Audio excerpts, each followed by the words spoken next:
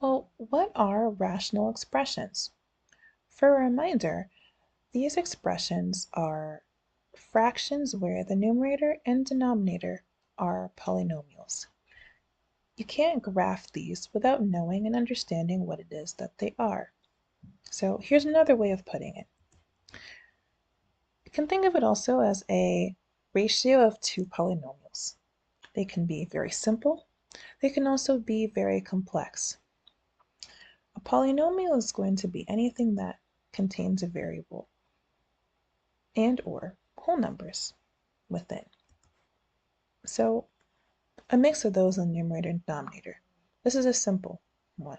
2 over x. We just have one variable on the bottom and we have a whole number up on top. Okay, a little more complicated. Have a polynomial on the bottom and a whole number on the top. But what about this here?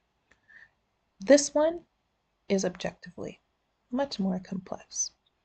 You have two of the more traditional polynomials on the top and on the bottom.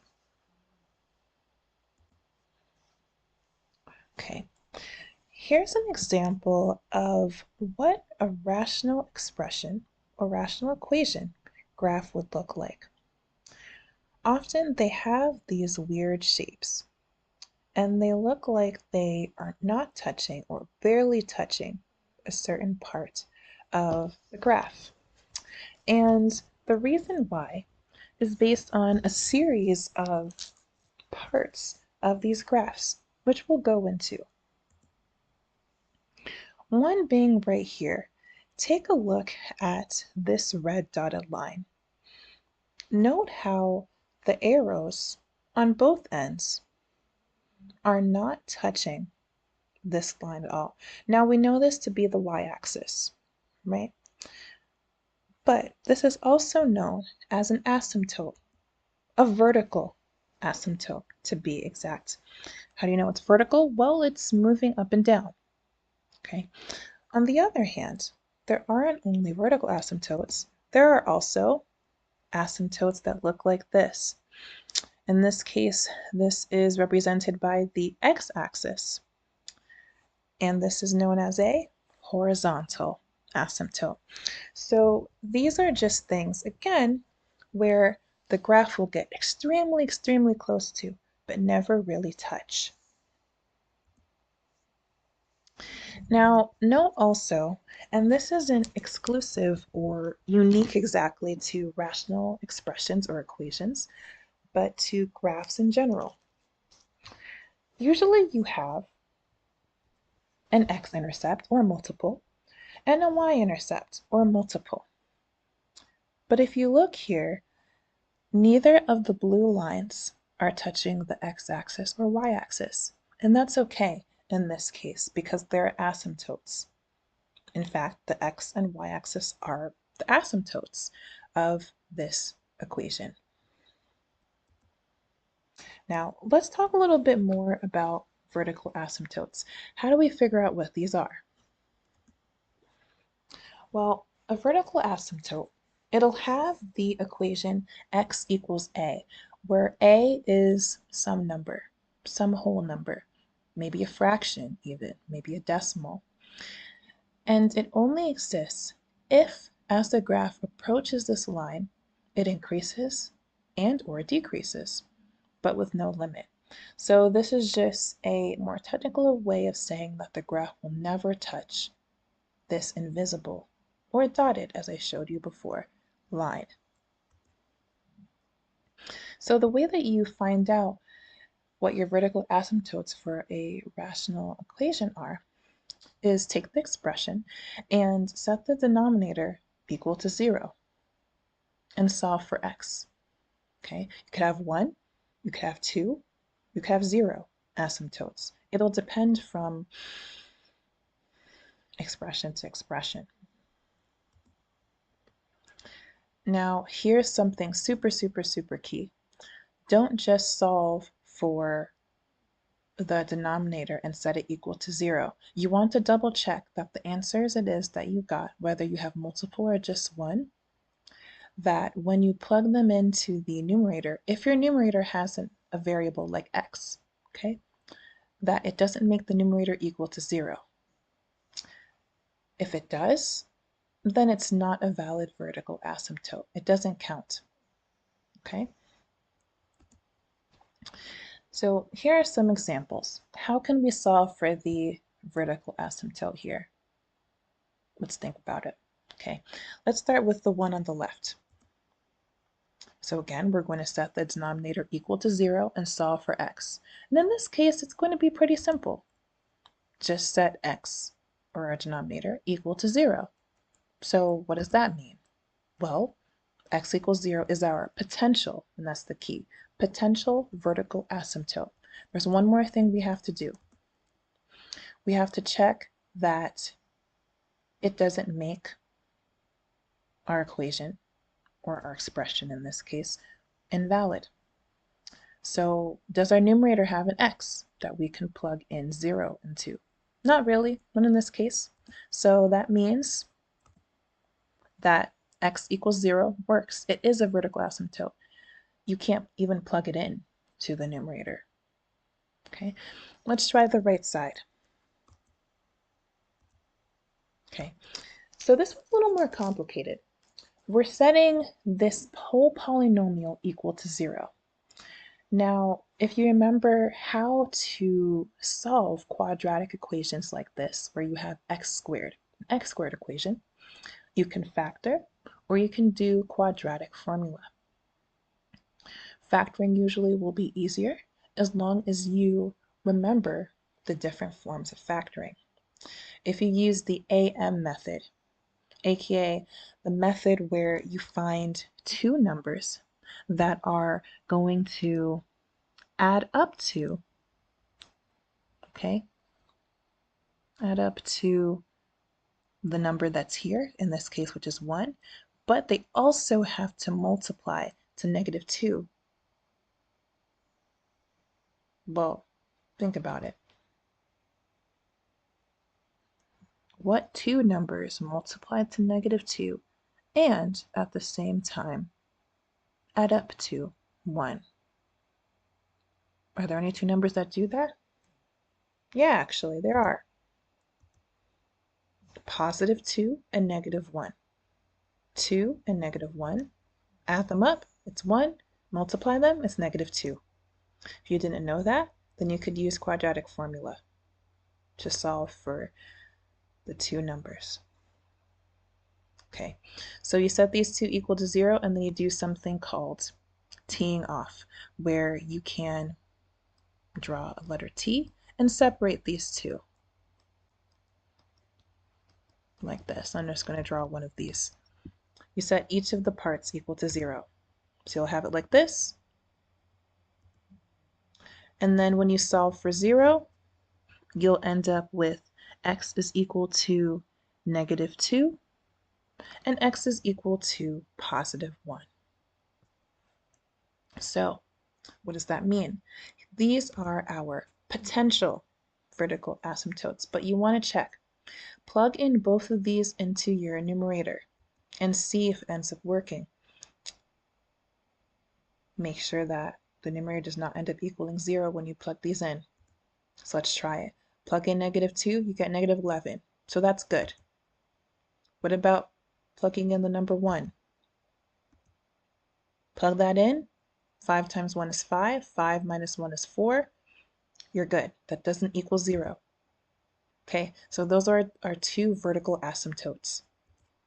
Okay, now we're going to talk about the horizontal asymptotes. So these are a little bit more involved in terms of how to find these, but the definition is pretty similar. The equation for a vertical asymptote is x equals some number. Well, for a horizontal, it's y equals some number, a fraction, a whole number, an integer, a decimal. It only exists again if as the graph approaches, it increases and or decreases. There's no limit. It never touches this invisible line. So, pay attention to the terminology here. If you have a polynomial on top and on the bottom, the degrees, okay, This is a very important term. The degree of the numerator and denominator.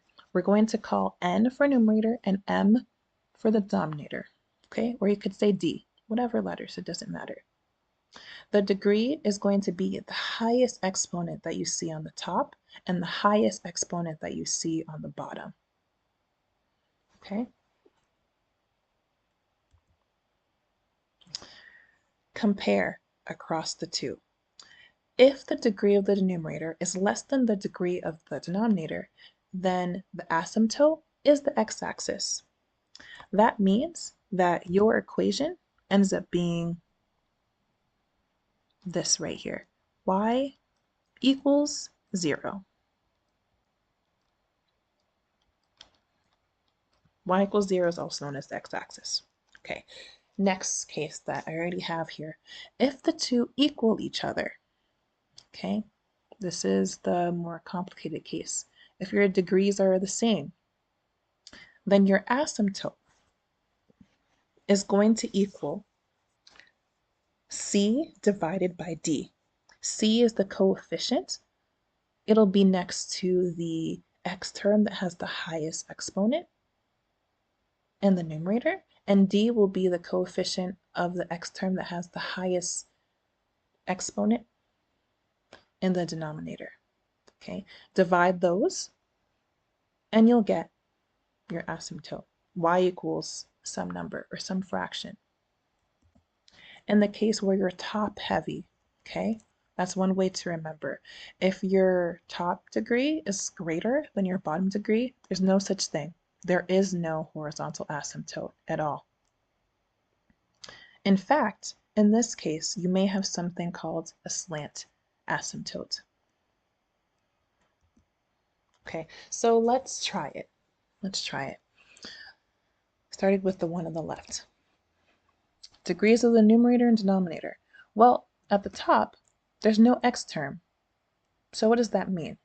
Well, it's implied when you don't see an x term that your x term is also known as x to the 0.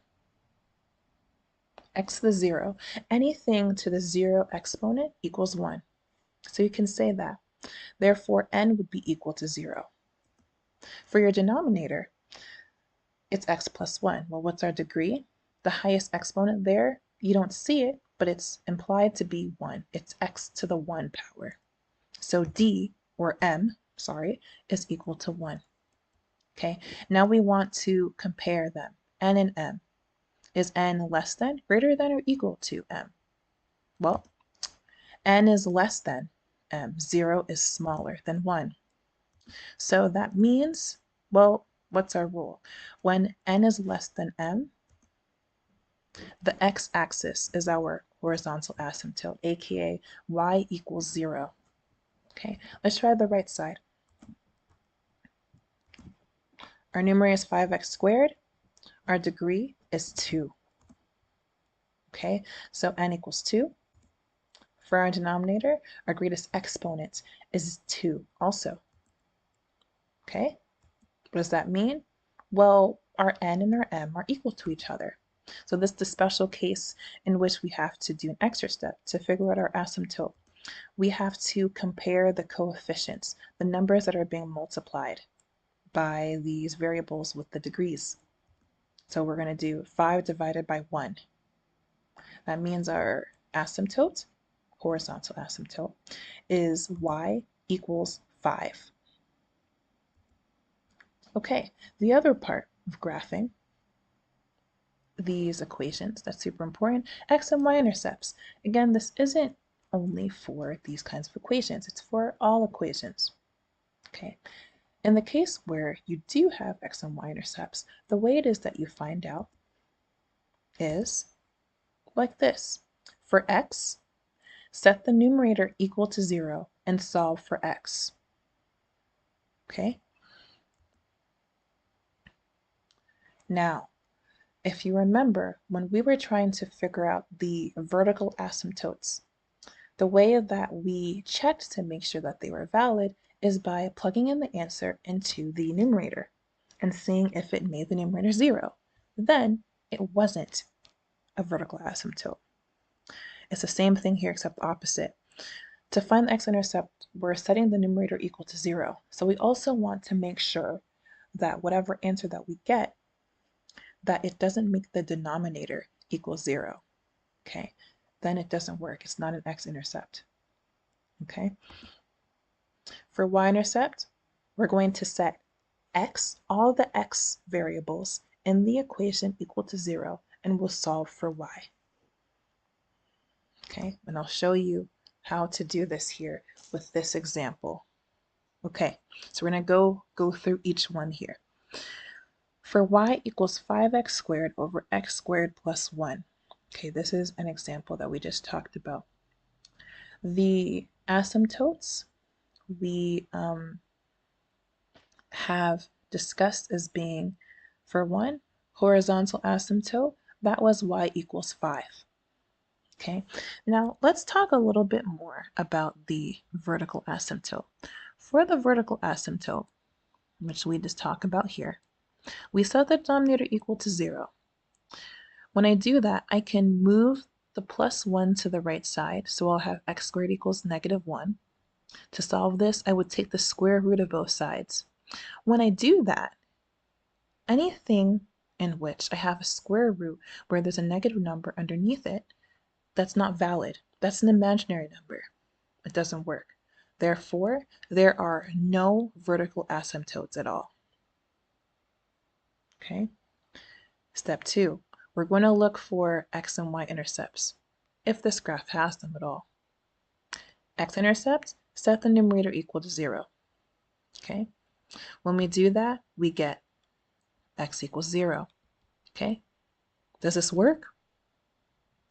It works because the denominator isn't made equal to 0 when we plug it in. Okay.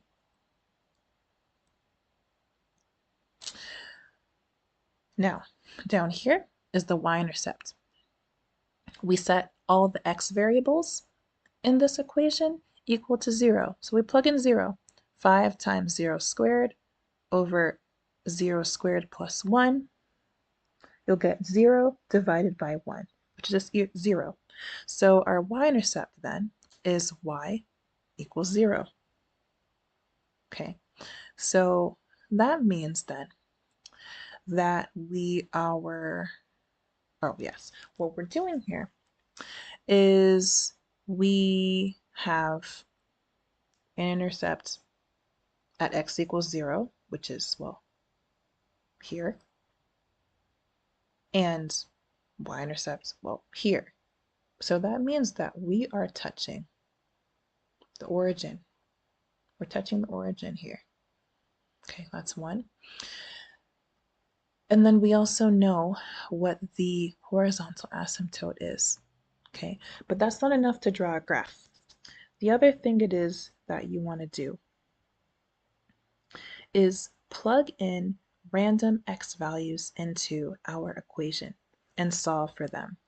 So you want to get a full graph. So choose maybe 2 numbers that are negative, 2 numbers or so that are positive. Okay. It'll also depend on what your asymptotes are. If you have vertical asymptotes, let's say that we had a vertical asymptote here at x equals -3 and an asymptote here at x equals, though it's a bit unclear, x equals 3. I would want to plug in maybe x equals -4. I would want to make sure that I cover this section here in the middle. So maybe I'd plug in, this is -2 and maybe +2. And then over here, I'd want to make sure that I get this section covered.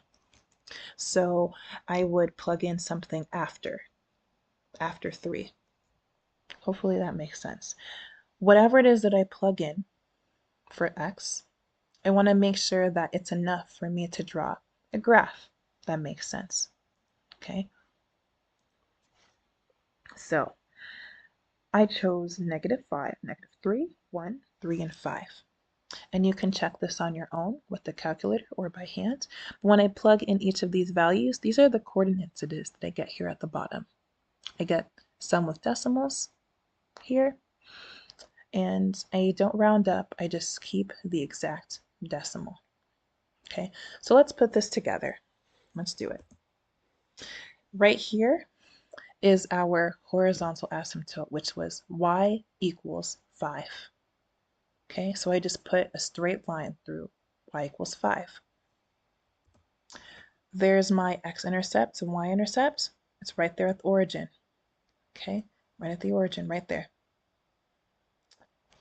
Now again, if I just stopped here and I didn't plug in x values, I wouldn't know how to draw this graph. It could look like anything.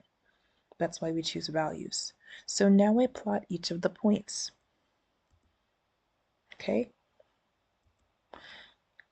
-5 and 4.8, -3, 4.5, 1, 2.5, 3, 4.5, 5, 4.8. Okay, well, what does this look like here? I'm going through the origin. I'm also going through those points, and I want to make sure that I get really, really, really close to the horizontal asymptote, but that I never touch it. Well, what will that look like? It looks something like this. Just imagine that there are arrows on the left and right side. They're getting closer and closer and closer to that red line, but never actually touching it. This is what this graph would look like. Okay,